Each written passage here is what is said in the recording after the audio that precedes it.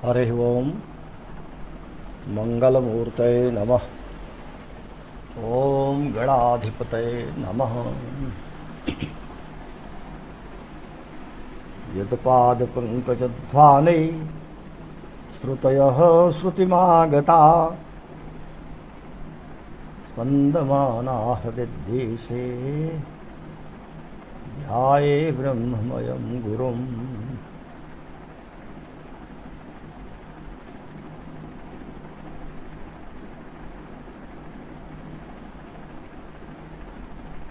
रुक गया क्या?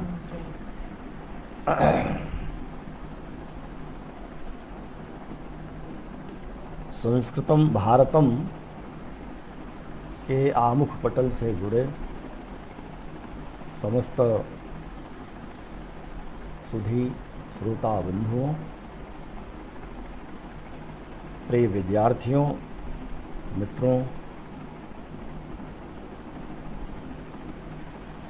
विगत 2 दिनों से बृहद जातकम का पाठ चल रहा है। अभी तक 3 श्लोकों की व्याख्या हो गई। आज चतुर्थ श्लोक की व्याख्या करूंगा। इससे पूर्व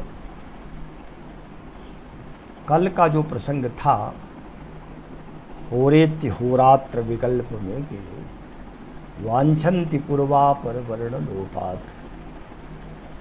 इस प्रसंग में कहना यह है कि कल भी 2 प्रश्न उपस्थित हुए थे। प्रश्न तो 3 थे, पर जो प्रश्नकर्ता हैं वो 2 ही थे। एक तो विद्यार्थी का प्रश्न था, जो सामान्य प्रश्न है, वो समझ न सकने के कारण विद्यार्थी ने कहा कि जो होरा का प्रयोग है, यदि सूर्य चंद्रमा में ही होना है तो क्यों न दिन में सूर्य की होरा कह दी जाए और रात्रि में चंद्रमा की। तो यह कहना शक्य नहीं है, ऐसा संभव भी नहीं है, क्योंकि प्रत्येक लग्न में होरा होती है और उस प्रत्येक लग्न जो 2 घंटे के करीब एक लग्न होता है, 2 भागों में उसी को बांटते हैं। तो एक तो सूर्य का क्षेत्र है और दूसरा चंद्रमा का, क्योंकि सृष्टि ही 2 से चल रही है। अग्नि सोमात्मकम जगत, तो अग्नि का प्रतीक सूर्य और सोम का प्रतीक चंद्रमा। तो अग्नि सोमात्मक होने से सूर्य चंद्रमा में ये 2 होरा को विभक्त किया है हमारे आचार्यों ने। वो इसलिए भी ठीक है कि चंद्रमा और सूर्य से ही तिथि भी होती है। तिथि तो दिन में भी है, रात्रि में। सूर्य और चंद्रमा के 12 अंश का जो अंतर है वो एक तिथि हो जाता है, पुनः 12 अंश के अंतर पर दूसरी तिथि हो जाती है। तो अब तिथि तो दिन में भी रहेगी, रात्रि में भी रहेगी। ऐसे ही नक्षत्र चंद्रमा के सीध में होने से 24 घंटे तक नक्षत्र होता है, वो दिन में भी रहेगा, रात्रि में। इसलिए ऐसा कोई अपने ढंग से बना दिया जाए। हमारे आचार्यों ने बहुत कुछ श्रम किया है, बहुत चिंतन किया है, उनको योगज प्रत्यक्ष हुआ है, तब इस प्रकार की संज्ञा दी गई है। तब इस प्रकार का उन्होंने ज्योतिष का निर्माण भी किया। ऐसा नहीं है कि कोई चीज़ें मनमानी कह दी जाएँ तो संभव हो पाए।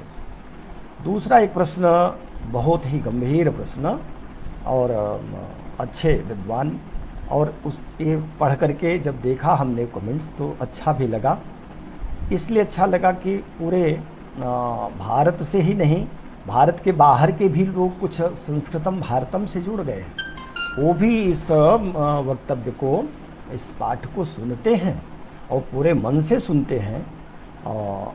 विद्यार्थी तो जुड़े ही हैं, अन्य श्रोता भी जुड़े हैं, जो ज्योतिष जानते हैं वो तो जुड़े ही हैं, ज्योतिष के जिज्ञासु जुड़े हैं, साथ में बड़े बड़े विद्वान भी इसमें जुड़े हुए हैं।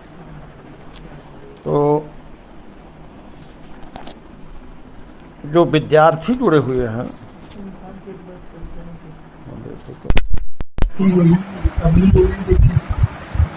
जो विद्यार्थी प्रश्न करते हैं वो तो जिज्ञासावश करते हैं, लेकिन जिन विद्वान ने प्रश्न किया था उनका नाम है मनस्तोष भट्टाचार्य। ये बाली पश्चिमी बंगाल से हैं और बहुज्ञ हैं, विज्ञ हैं, ज्योतिष के अध्येता, ज्योतिष का ज्ञान रखने वाले भी हैं और अन्य व्याकरण आदि शास्त्रों में भी, साहित्य में भी अपनी पैठ रखते हैं। उन्होंने प्रश्न किया कि होरेत्य होरात्र विकल्प मेके में जो विकल्प मेके है, इसमें दो प्रश्न उन्होंने उपस्थित किया था। एक तो कहा कि जो आपने शतक्रतु से शक्र बनाया ये तो ठीक है, तो ये तो वैसे ही है जैसे अहोरात्र से अरा बने। तो अहोरात्र से अगर अरा बने तब तो अहोरात्र का बोधक हुआ, तो शतक्रतु से शक्र बना तो बोधक हुआ। लेकिन होरा कैसे बना? क्या ये शतक्रतु से हम कहें कि तक्र बन जाए, बीच का ही ले ले दो अक्षर तो तक्र बन जाता है। हाँ, ये होरा इसीलिए मैं कह रहा था कि खींचतान का अर्थ किया गया है।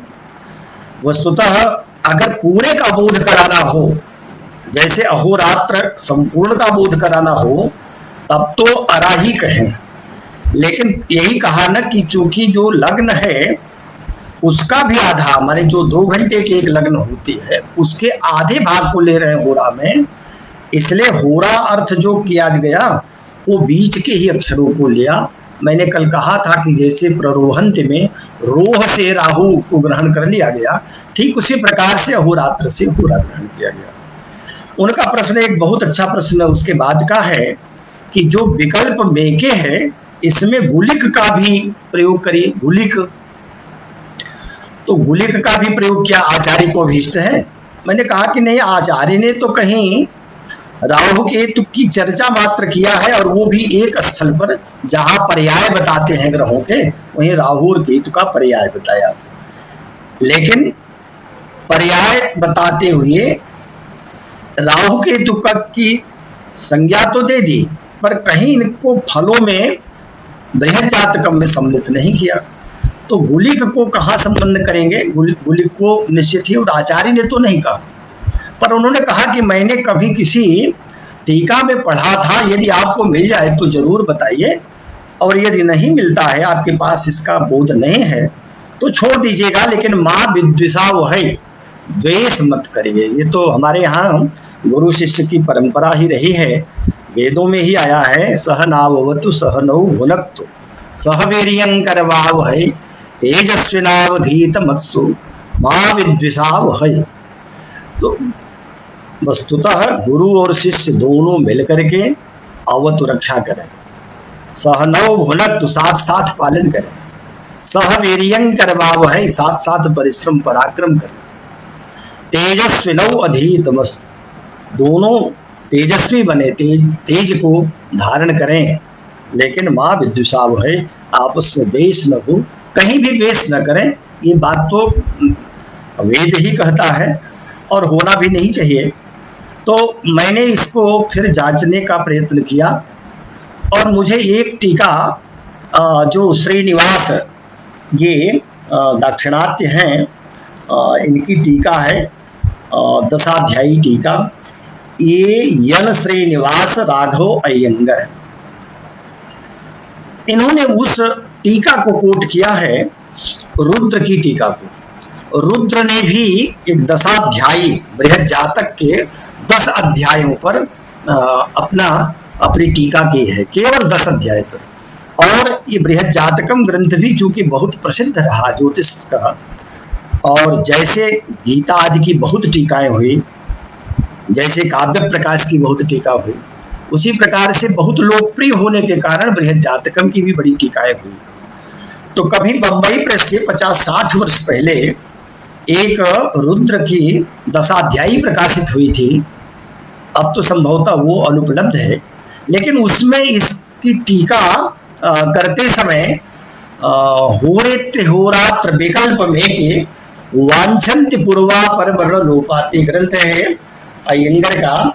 और जिन्होंने ये बात, जब ग्रह योनि प्रभेदाध्याय आएगा तो उसमें चर्चा किया है, इसकी चर्चा मैं करते हुए बता रहा हूं। जैसा उन्होंने कहा कि ये कहते हैं कि केरलीय पक्षे गुलिकोदय कालस्तु, माने केरलीय पक्ष में गुलिके का उदय काल भी दिन रात्र में कहा गया। जो शनि का अंश होता है वो गुलिक होता है। एस गुलिकारयो वराहमिहिरेण स्पष्ट उक्तम, काय वराहमिहिर ने साफ कहा है, यद्यपि शब्द से कहीं नहीं कहा। तो कहते हैं कहा तो होएति होरात्र इति श्लोक व्याख्याने रुद्रेण सम्यक दर्शितम, रुद्रेण रुद्र के द्वारा ठीक से कहा गया है, सम्यक दर्शितम ठीक ढंग से बताया। कह रहे ततत्र प्रसंगात उद्धृयते, चूंकि प्रसंग ऐसा है तो यहाँ इसको मैं उद्धृत करना चाहूंगा। वो आचार्य मनस्तोष भट्टाचार्य जी के संतोष के लिए मैं इस बात को यहाँ पढ़ रहा हूँ। उन्होंने कहा कि एके इत्यहोरात्र विकल्पम वांछन्ति, एक वर्ग ऐसा है जो अहोरात्र का विकल्प इस गुलिक को मानता है। कहा कैसे? तो कहा कि देखिए विकल्प में जो बी है ये चार का बोधक है। चार का बोधक कैसे कराया? वो यह वर्ग का है तो यह वह रह। तो कहा इससे बी शब्देन अक्षर संख्या चतुष्कम उच्यते तस्य कल्प क्षय, और जब चार का क्षय हो जाए तो जान लीजिए कि वह एक गुलिक की बेला निकल गई। एक इति एक शब्देन मुख्य वाचिना सूर्यवार उच्यते, रविवार के दिन से इसको एक से रविवार का ग्रहण करिए। इति शब्द आदि वचनात्, और इति शब्द जो है आदि वचन को संकेत कर रहा है। अब उन्होंने कहा कि सूर्यवाराद्य अहोरात्र गतस् चतुष्क क्षयः, कुल दिन में 30 नाड़ी होगी, दिन मान में 30 नाड़ी और 30 रात्रि, अहोरात्र 60 नाड़ी बने 60 घटी का होता है। तो 30 घटी का जब दिन है तो एके इति अहोरात्र विकल्प को समझाते हुए कह रहे हैं कि अहोरात्र शब्देन अहोरात्रेश्च 33 नाड़िकात्मकम द्योतितम, तो दिन का जो 30 नाड़ी है तयो सूर्यवारादि चतुष्क क्षयः गुलिक वाक्य संवादी, इसमें जो चार का क्षय है यही गुलिक का संकेत दे रहा है। तथा ही क्योंकि सूर्यवारे विकल्प चतुष्क क्षयः षड विंशति नाड़िका, 26 जब नाड़ी बीत जाएगी तब गुलिक का आ जाएगा काल। सोमवार के दिन ततो विकल्प द्वाविंशति, तो ये विकल्प अब 4 और घट जाएगा सोमवार में तो 32 घटी पर आ जाएगा। भौवारे ततोपि क्षय, मंगलवार को भी फिर 4 और घटा तो अष्टादश नाड़ी 18 नाड़ी हो गई। बुधवार में फिर 4 घटेगा तो चतुर्दश नाड़ी, गुरुवारे 10 और भृगुवारे 60, मंदवारे द्वाविति इति, और शनिवार के दिन 2 नाड़ी में ही यही है अहोरात्र विकल्प शब्देन व्यंजितम भवति। तो कहा कि तस्माद अहोरात्र विकल्पो गुलिकः, इसलिए अहोरात्र का विकल्प गुलिक को समझना।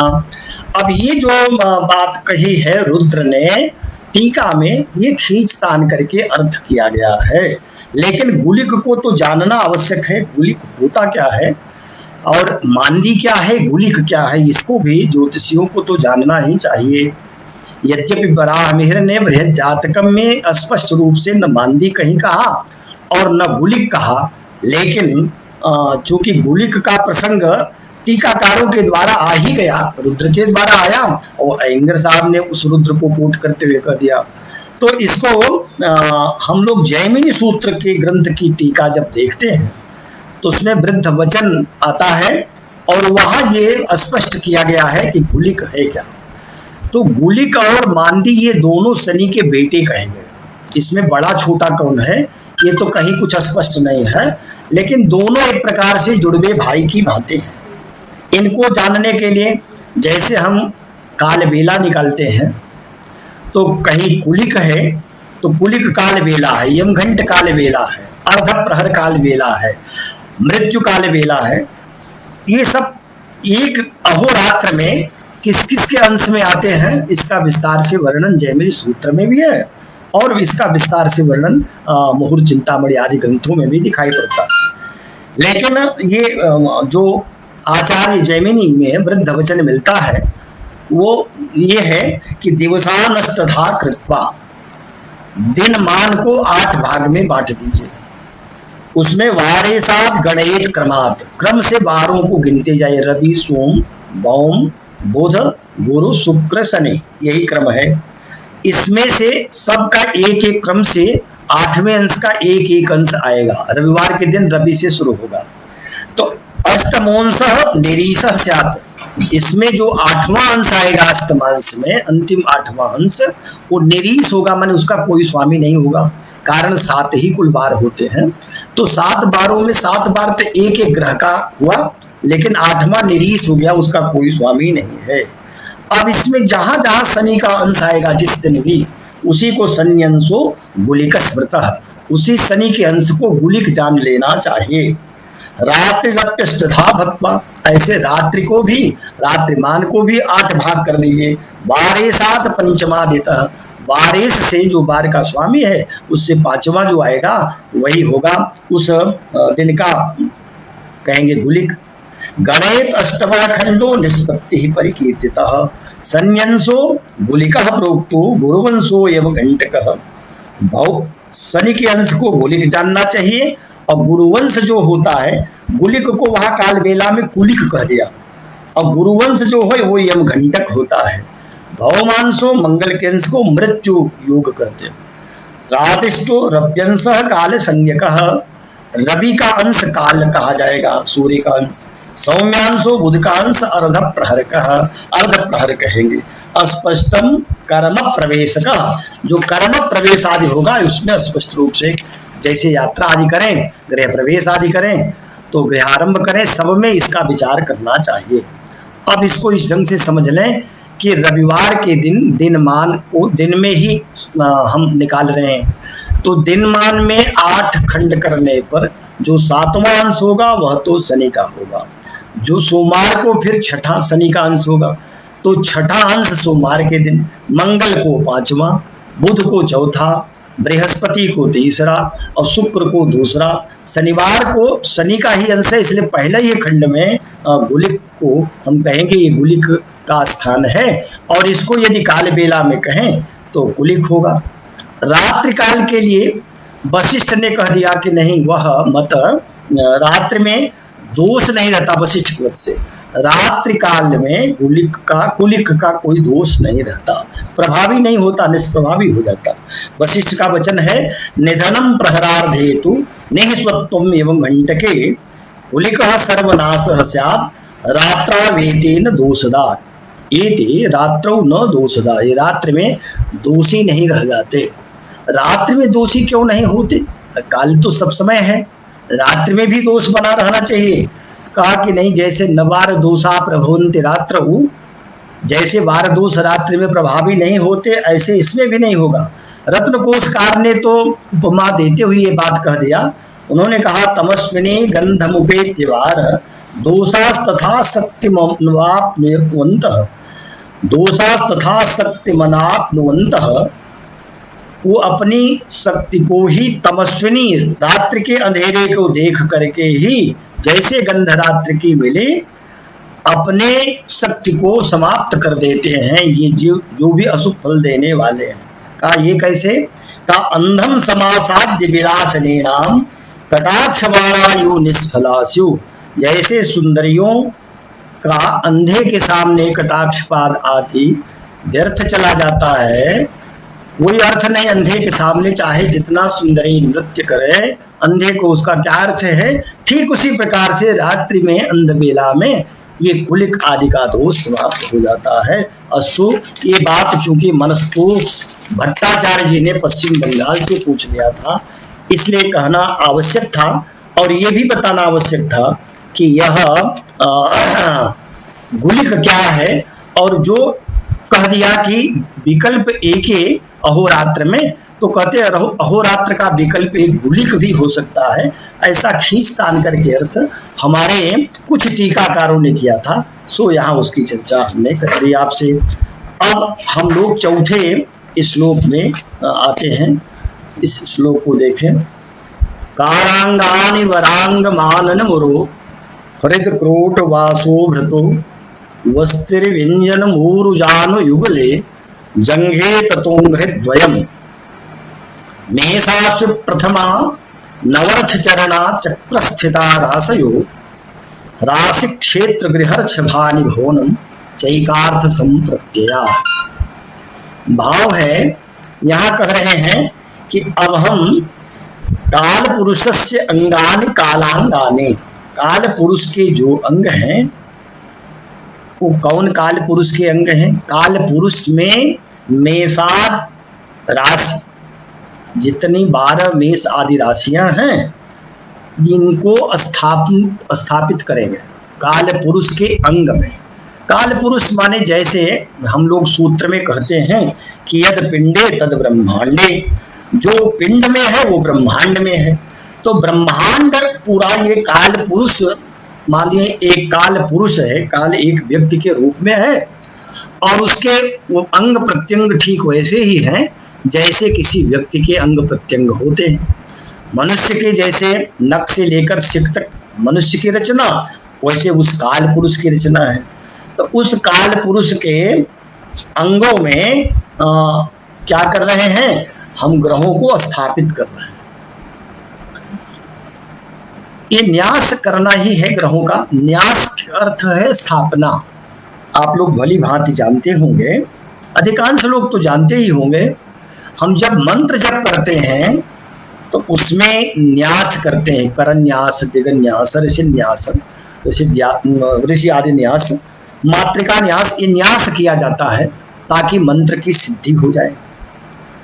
तो मंत्र की सिद्धि अगर न्यास न किया जाए तो बहुत कठिन हो जाती है, आसानी से नहीं होती। मंत्र शास्त्र वेदता कहते हैं कि हम न्यास माने स्थापित शरीर में कर। शरीर दरअसल अनेक अपवित्रताओं का ये पुंज है, इसमें तो बहुत अपवित्रताएं भरी पड़ी हैं, चाहे त्वक हो, मांस, मेदा, अस्थि और शुक्र आदि सब इसमें विकार ही तो है मलमूत्र का।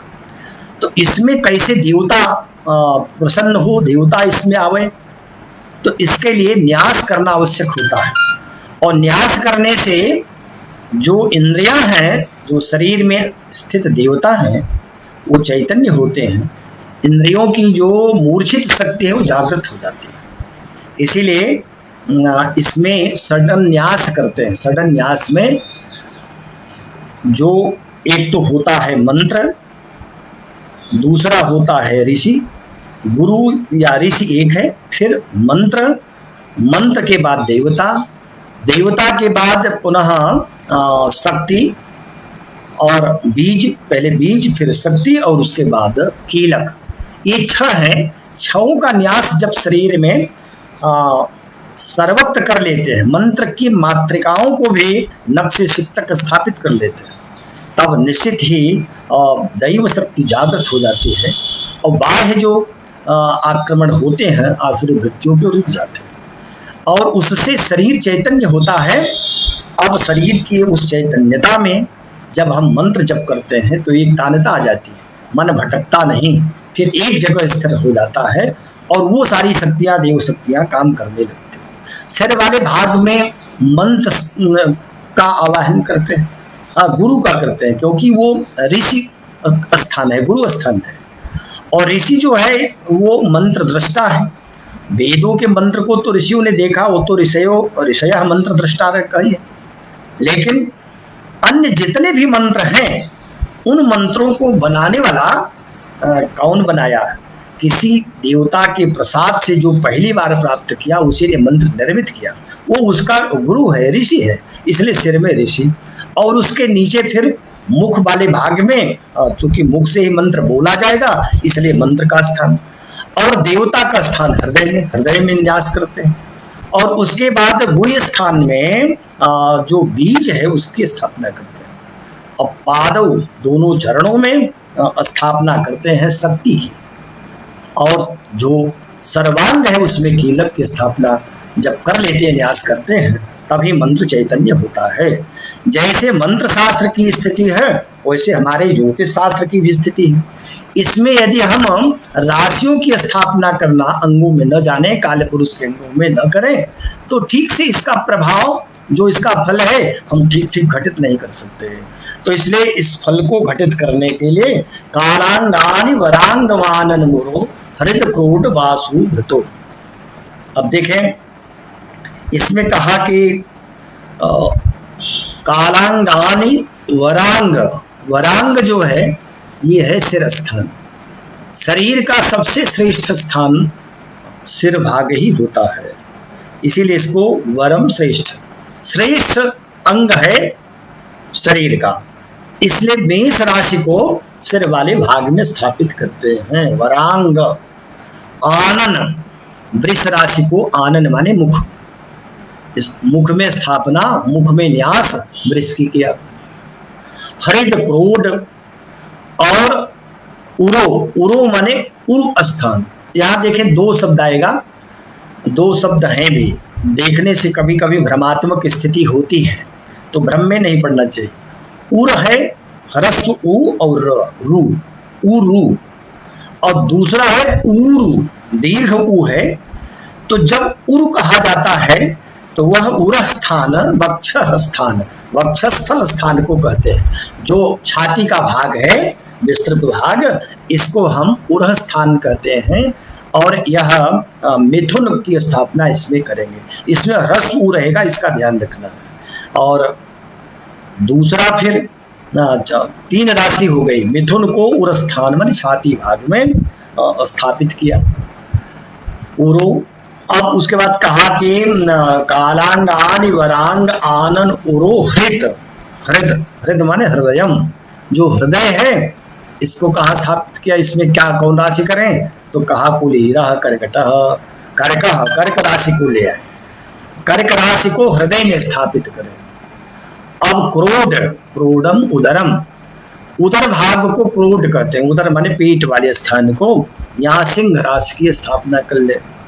और वासो भृत, वास भृत माने कटि, कटि प्रदेश, कमर में, कटि वाले भाग में, हाँ कमर और कटि, कमर से लोग कटि से कभी कभी केवल कमर पृष्ठभाग समझते हैं। कटि प्रदेश का अर्थ है जहाँ करधनी धारण की जाती है, तो चारों ओर से जो घिरा भाग है इसी को कटि प्रदेश कहते हैं। इसमें कन्या राशि स्थापित करें। वासु भृतो, वस्ति, वस्ति, वस्ति स्थान कहते हैं नाभि से नीचे, और गुह्य स्थान से ऊपर बीच का जो भाग है इसको वस्ति कहते हैं। ये वस्ति जो प्रायः पंचकर्म में आयुर्वेद के लोग करते हैं वस्ति क्रिया, और या फिर हठ योगी भी नेति धोती वस्ति आदि करते हैं, वो इसको भली भांति जानते हैं। तो नाभि से नीचे का भाग और गुह्य स्थान से ऊपर का जो भाग है ये वस्ति है। तो वस्ति में तुला, तुला राशि को स्थापित करें। वस्तिर व्यंजन, व्यंजन, व्यंजनम, व्यंजन माने जहाँ पुष्पम स्त्रीत्वम द्योत्यते, जहाँ से पुलिंग या स्त्रीलिंग का बोध होता है, माने जो गुह्य स्थान है ये वृश्चिक राशि वहाँ स्थापित की जाए। और ऊरु, अब ऊरु शब्द आ गया, अभी उर था जो हम उर स्थान कह रहे थे छाती वाले भाग में, लेकिन ये ऊरु है, ऊरु माने दोनों जघन भाग, जिसको हम हिंदी भाषा में तो जांघ कहते हैं। ये जांघ तो यही है जो जघन शब्द है। पश्चात नित्यम्बः स्त्री कट्या क्लीवम तू जघनम पुरः, ये अमरकोशकार ने कहा है। जो पश्चात नितंब स्त्री कट्या, जो कटि भाग से नीचे पीछे का ये तो नितंब है, और जो आगे का भाग है ये जघन। क्लीवम मन नपुंसक लिंग में जघन शब्द प्रयोग होता है। क्लीवम तू जघन पूरा, ये आगे का भाग है। इसके लिए शब्द आया है ऊरु, दीर्घ ऊ रहेगा। और ये प्रायः जैसे वो वेद मंत्र है, ऋग्वेद का मंत्र जिसमें कहा कि ब्राह्मणो से मुखमासीद बाहु राजन्य कृतः ऊरु तदस्येद वैश्य, वैश्य का की उत्पत्ति स्थान उस विराट पुरुष के ऊरु से, ऊरु माने जघन भाग से उत्पत्ति हुई। हिंदी भाषा में जंघा जांघ कह देते हैं, पर जंघा भी अलग शब्द है। अभी वो भी आगे आ रहा है। तो यहाँ कह रहे हैं कि ऊर स्थान में जगन भाग में कौन धनु राशि को स्थापित करें। और जानु युगले, जानु माने घुटना, पैरों के जो घुटने हैं इन दोनों घुटनों में मकर राशि की स्थापना करें, न्यास करें। और जंघे ततः, पुनः जंघे, ये जंघा शब्द संस्कृत का ही शब्द है स्त्रीलिंग में। तो जंघा जंघे, दोनों जंघाओं में, ये जंघा क्या है? तो जंघा है जो घुटने से नीचे और जो पैर का पाद तल के ऊपर, माने कहें जहां एड़ी और पंजे से ऊपर का भाग है और घुटने से नीचे, इस पूरे भाग को जंघा कहा है संस्कृत में। इन दोनों स्थानों में कुंभ राशि की स्थापना करनी चाहिए। और ततो अंघ्रिद्वयम, अब इसके बाद जो अंघ्रिद्वय है, या अंघ्रिद्वय माने पाद तल से लेकर ऊपर जो उसका भाग है एड़ी और पंजा और नीचे पाद तल, ये संपूर्ण पैर इसको कहेंगे, यह मीन राशि को इसमें स्थापित कर दे। तो ये काल पुरुष में स्थापित कर रहे हैं। इसका प्रयोजन क्या है? बस इसका प्रयोजन इतना ही है कि इससे बच्चे के जन्म के समय ही ज्ञात हो जाता है कि इसके किस अंग में कौन राशि पड़ी है, और वह राशि दुर्बल है, पापक ग्रहों से युक्त है, पापाक्रांत है, तो निश्चित ही वह अंग इस जातक का दुर्बल होगा। और जो राशि पुष्ट होगी, शुभ ग्रहों से युक्त होगी और जो सबल है, उस राशि वाले अंग उसके पुष्ट होंगे जातक के। इसको जानने के लिए ही इस प्रकार से राशियों की स्थापना सबसे पहले ज्योतिष के आरंभ में ही आचार्य वराहमिहिर ने कर दिया, ताकि यहाँ से अब राशियों का भी विवेचन आरंभ हो जाए। तो राशियों की चर्चा करते हुए जो 12 राशियां हैं उस सिर से मेषादि राशि से आरंभ करके और अंत पाद तल तक मीन राशि को क्रमशः जब न्यास कर लेते हैं तो वो बोध बना रहता है। और ग्रहों को जन्म पत्री में देखते ही राशि में बैठे ग्रहों को ये भान हो जाता है, तत्क्षण पता चल जाता है किस अंग विशेष में पीड़ा इसको प्रायः जीवन पर्यंत रहेगी, आजीवन रहेगी। समयानुसार कभी थोड़ा ठीक रहेगा लेकिन ये कष्टित रहेगा। इसी बात को बताने के लिए काल पुरुष के अंगों में राशि स्थापना, राशि न्यास की बात आचार्य ने कहा। आगे फिर कह रहे हैं मेषाश्वि प्रथमा नवर्थ चरणा चक्र स्थिता राशयोः। नवर्थ चरणा नवभिः ऋक्ष चरणैर् नक्षत्र पादैः प्रमाणम ऐसा ते, माने नव ऋक्ष चरण। यहाँ कहें कि एक नक्षत्र में 4 चरण होते हैं, तो 2 नक्षत्र में 8 चरण होंगे। तीसरे नक्षत्र का पहला चरण अश्विनी से आरंभ करके कृतिका के प्रथम चरण तक 9 चरण होंगे। तो मेषाश्वि, मेष राशि होगी, अश्वि माने अश्विनी से आरंभ करके 9 चरण पर्यंत मेष राशि। अश्विनी नक्षत्र कृतिका प्रथम पाद पर्यंतम 9 चरण प्रभृति 9 नक्षत्र पादाः एकैकस्य प्रमाणम, ये आचार्य ने कहा। तो कहा कि ये कौन है, कहाँ तक गिने? तो अश्विनी भरणी मेषः कृतिका पाद एव च। अश्विनी भरणी और कृतिका का प्रथम चरण मेष राशि। इसी क्रम में देखें तो कृतिका के 3 चरण बचेंगे, फिर रोहिणी के 4 चरण और मृगशिरा के 2 चरण मिला ले तो 9 चरण हो जाएंगे। इसलिए मृगशिरा के 2 चरण पर्यंत वृष राशि हो जाएगी। पुनः 2 चरण मृगशिरा के बचे, आर्द्रा पूरा, और पुनर्वसु के 3 चरण ले लें तो 9 चरण होंगे, यहाँ तक मिथुन राशि हो जाती है। अब पुनर्वसु का जो 4था चरण है और पुष्य नक्षत्र के 4 चरण, श्लेषा नक्षत्र के 4 चरण, इनको जब जोड़ें तो 9 चरण पूरे होंगे, श्लेषा पर्यंत कर्क राशि हो जाएगी। इसी तरह मघा नक्षत्र के चारों चरण, पूर्वा फाल्गुनी के चारों चरण, उत्तरा फाल्गुनी का प्रथम चरण, यहाँ तक सिंह राशि होगी। अब उत्तरा फाल्गुनी के 3 चरण शेष बचते हैं, फिर हस्त नक्षत्र संपूर्ण और चित्रा का आधा माने 2 चरण, यहाँ तक 9 चरण होंगे, यहाँ तक कन्या राशि हो जाएगी। पुनः चित्रा के 2 चरण और स्वाति संपूर्ण, विशाखा के 3 चरण, ये 9 चरण होंगे, यहाँ तक तुला राशि। विशाखा का अंतिम 1 चरण, अनुराधा पूरा और ज्येष्ठा संपूर्ण, ये मिला लें तो एक पूरी राशि बनी और ये वृश्चिक राशि हो गई। पुनः अब मूल नक्षत्र, पूर्वाषाढ़ नक्षत्र और उत्तराषाढ़ का प्रथम चरण, ये हो गया धनु राशि। उत्तराषाढ़ के 3 चरण शेष बच गए, श्रवण संपूर्ण और धनिष्ठा के 2 चरण, यहाँ तक मकर राशि हो गई। धनिष्ठा के फिर 2 चरण और शतभिषा संपूर्ण और पूर्वा भाद्रपद के 3 चरण तक, यहाँ तक कुंभ राशि। और पूर्वा भाद्र का अंतिम 1 चरण, संपूर्ण उत्तरा भाद्रपद और रेवती, ये मीन राशि हो जाएंगे।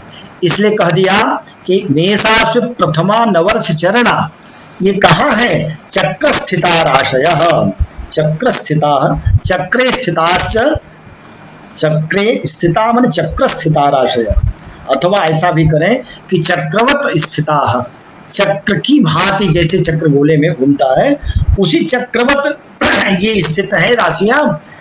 अनेन संस्थान मेषाम प्रदर्शितम भवति, इससे राशि संस्थान या नक्षत्र मंडल अथवा ज्योतिष चक्र, राशि चक्र, कुछ भी कहें, इस संपूर्ण का बोध हो जाता है कि पूरा चक्रवती राशि मंडल है।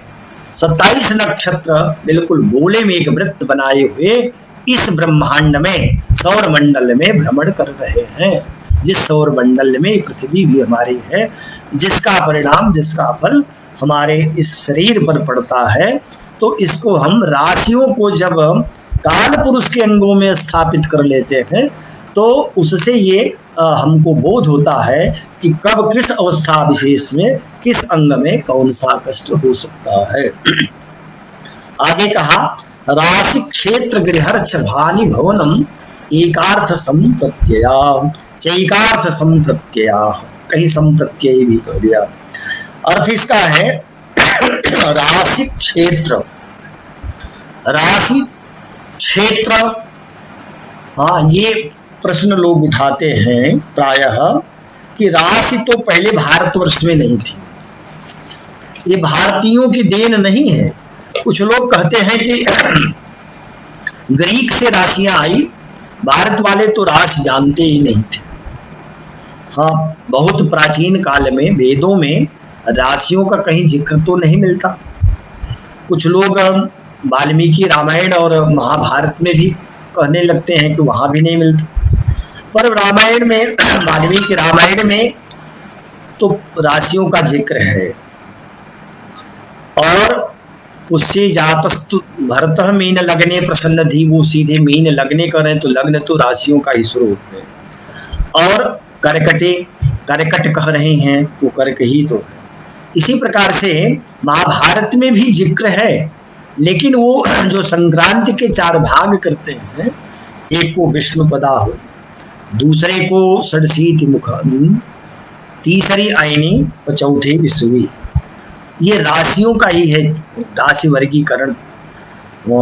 विषुवी मेष और तुला, ये संक्रांति मेष तुला, अगर इसका संकेत महाभारत कर रहा है तो स्वाभाविक है, ज्ञात है। और अयनी भी, अयन उत्तरायण दक्षिणायन कर्क और मकर, इसका भी जिक्र महाभारत में, जहाँ दान पर्व है वैष्णव खंड में, वहाँ इसका जिक्र आया हुआ है। तो महाभारत में भी राशियों की चर्चा, हाँ वेदों में स्पष्ट रूप से तो नहीं है, पर इसका अर्थ नहीं, बोध नहीं होता। बोध था, पर नक्षत्र का ही व्यवहार करते थे और नक्षत्र को भी एक प्रकार से राशि का ही बोध होता था। तभी तो बराहमीर कह रहे हैं कि राशि के ये पर्याय सब हैं, राशि, क्षेत्र, गृह और ऋक्ष भी कहा। ऋक्ष कहीं राशि और कहीं नक्षत्र का भी बोधक होता है। राशि, क्षेत्र, गृहर्ष, भानि भवनम। अब भ भी, भ का अर्थ होता है नक्षत्र और भ का अर्थ राशि भी होता है। तो ये सब एक अर्थों में राशि के अर्थ में पर्याय बन गए हैं। चैकार्थ संप्रत्यया राशिश्च क्षेत्रंच गृहंच ऋक्षंच भंच तानि राशि क्षेत्र गृहर्ष भानि भवनम। ये जो राशि एक, क्षेत्र दूसरा, गृह तीन, किस गृह माने घर में, वो किसके घर में है जब कहेंगे तो घर कहने से भी राशि का ही बोध हो जाता है। किसके राशि में कहते हैं या किसके ऋक्ष में, किसके भवन में है, ये सारे अर्थ एक राशि के ही बोधक हैं। इसलिए ये कहना